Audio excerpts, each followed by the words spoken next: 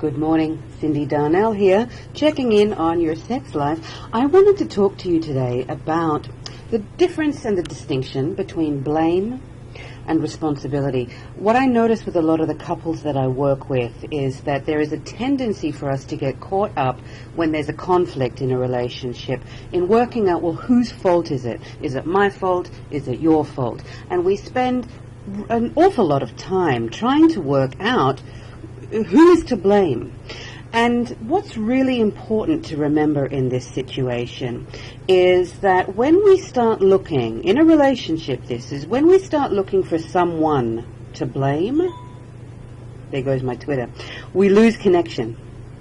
And the whole point of being in a relationship is to be connected. So when we're looking for blame, we become disconnected. What's the antidote to this? Responsibility. Taking responsibility for wrongdoings in relationships, for feeling the way we feel in relationships, is part of the repair process of healing a rift in a relationship.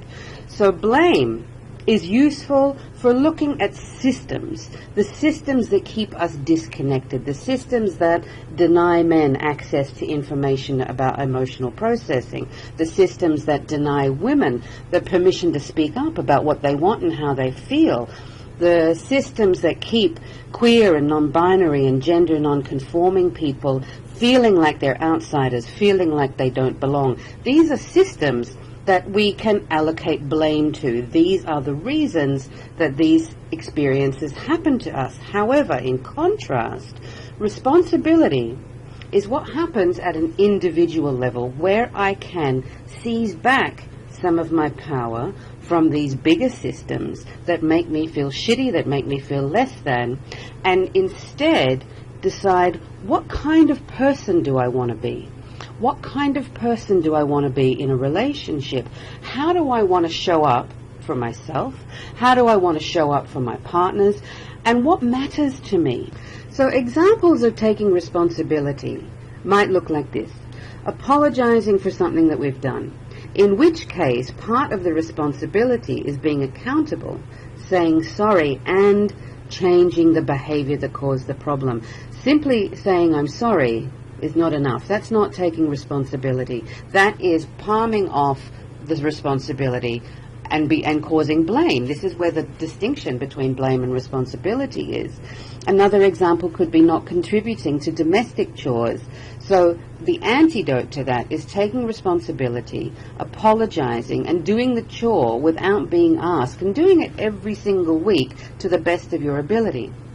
It might mean saying sorry for not being honest about what we wanted, and then agreeing to learn how to manage those complicated feelings better, and being attentive to speaking up more rather than leaving our friends and partners and families to guess what we want. This is an example of taking responsibility around our emotions.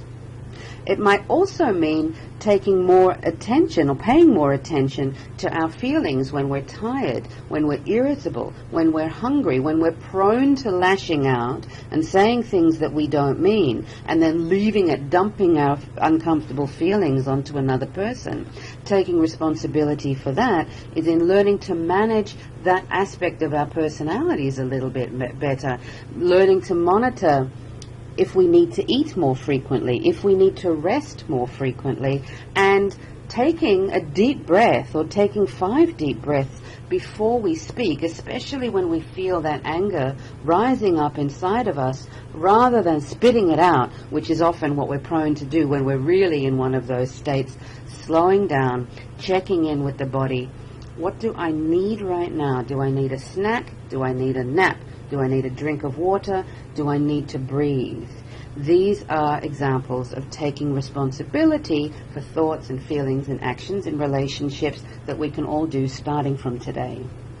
These are things that we have control over. These are things that we have power over. So regardless of the systems that have stopped us from being and feeling and doing the things that we want to be, feel, and do, we fight that by taking responsibility for the day-to-day things that we can control in our relationships.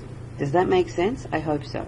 I'm going to make an online course about this, like a mini course about this, but I just wanted to share that little piece of information with you about the distinction between blame and responsibility in relationships.